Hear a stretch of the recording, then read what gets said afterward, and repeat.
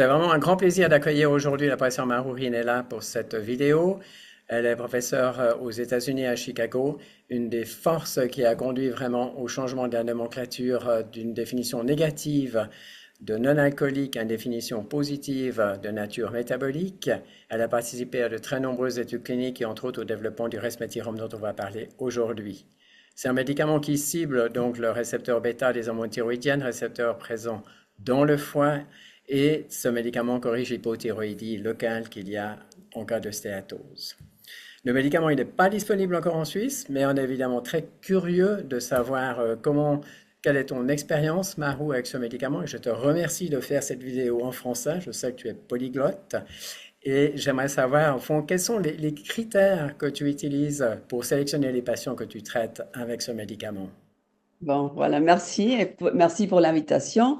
Nous avons récemment publié des recommandations pour la sélection et le suivi des patients traités par Resmetirom. Et celles-ci sont basées sur la caractéristique initiale des patients inclus dans l'étude Maestro-NASH et sur les données publiées corrélant ces paramètres non invasifs au stade de fibrose F2 et F3.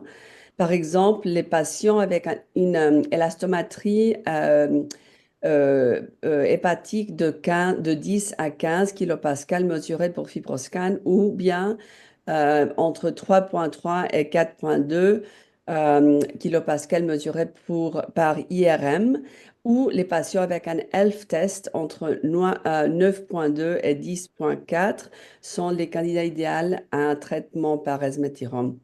Et ces valeurs seuil sont plus élevées que celles recommandées par l'EASRD récemment aussi.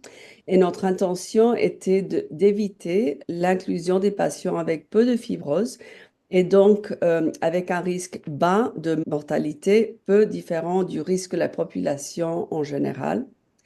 Et nous recommandons aussi d'exclure des patients avec suspicion de cirrhose en attendant de collecter plus de données et d'efficacité et de sécurité du médicament dans cette population.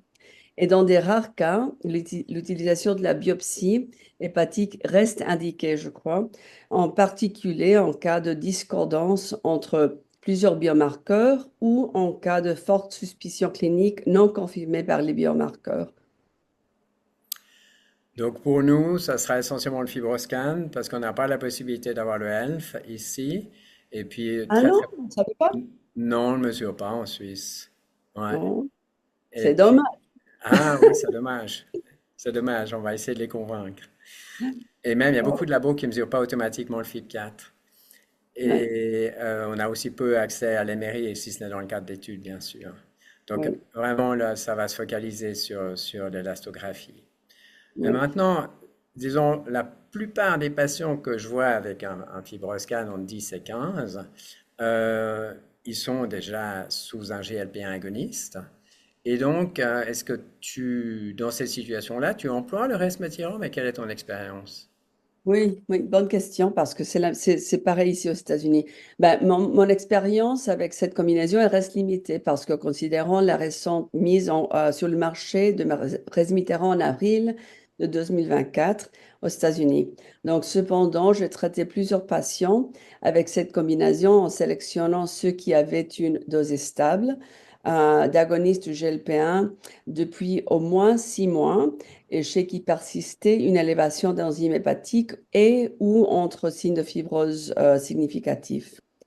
Mon expérience montre une bonne efficacité de l'ajout de resmetirom dans cette population, observée par la réduction des enzymes hépatiques ainsi que la réduction de la stéatose par MRI.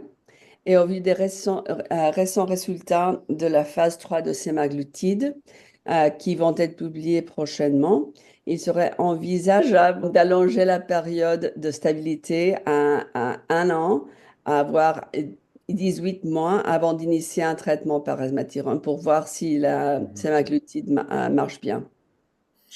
Et puis la même chose, on a aussi des patients sous semaglutide qui, ok, ils marchent bien pendant une année, puis après ils échappent. Donc ça serait bien Oui, de ça c'est rajouter vrai, quelque ça. chose. Oui, Ouais. c'est vrai. Oui. Et dans ton expérience, il y a il y a des points auxquels il faut faire particulièrement attention en termes d'effets secondaires ou de toxicité avec le resmetirom? La- l'effet secondaire plus commun, c'est de nausea, on dit Ouais, ça? la nausée, Et- des nausées. Nausea et diarrhée. Ouais, Non, c'est- et diarrhée. Donc Voilà. des troubles gastro-intestinaux, en fait. Oui, oui, oui, voilà. C'est toujours Mais comme ça avec ces médicaments et c'est à peu près, on dit, entre 15 à 20% à peu près. Et ça se voit. Ça se voit. J'ai vu ça en donnant la médecine, le médicament dans la vie réelle, voilà, ouais. pas dans les études.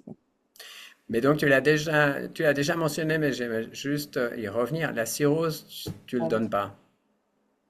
Non, non, non, non. Et même s'il n'y a pas de contre-indication formelle dans les recommandations de resmetirom, l'indication n'inclut pas la cirrhose.